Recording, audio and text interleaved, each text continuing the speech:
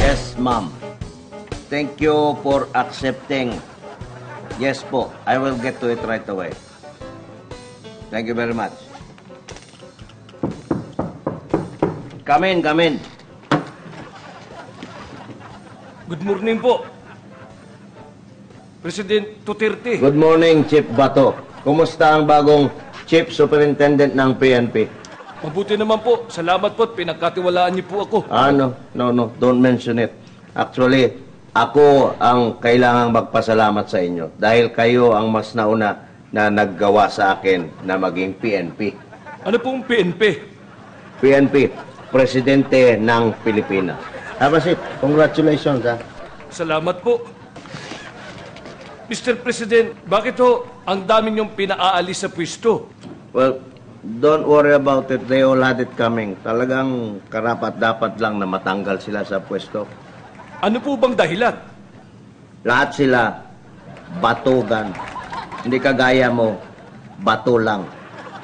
Oh, nga pala. Bakit nga pala bato ang tawag sa iyo? Idol ko po kasi si The Rock. Ganon ba? Well, kaya nga ibinagay ko sa pangalan mo yung target mo sa operation mo. Ano po bang target ko? Yung mga nagbabato. Especially yung mga batong buhay. Sino pong batong buhay? Batong buhay. Yung mga tao na bato ang ikinabubuhay. Mga puser. Well, as a matter of fact, no, sa pangalan mo rin, ibinase yung code name ng first major operation mo. Ano pong code name? Bato-Bato Pick. Bakit po bato-bato pick? Bato-Bato Pick kasi dadamputin natin yung mga nagbabato. We will pick them up.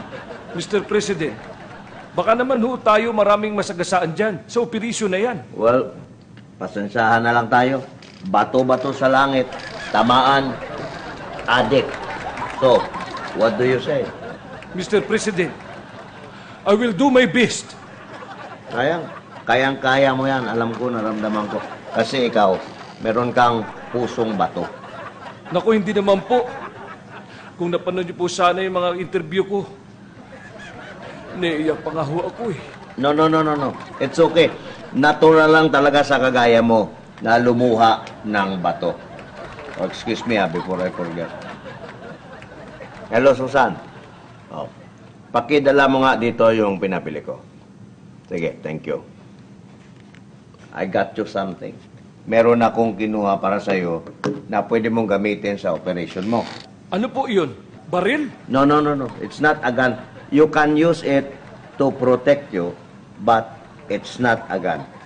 At ang ginawa ko, binagay ko pa sa pangalan mo. Alam ko na!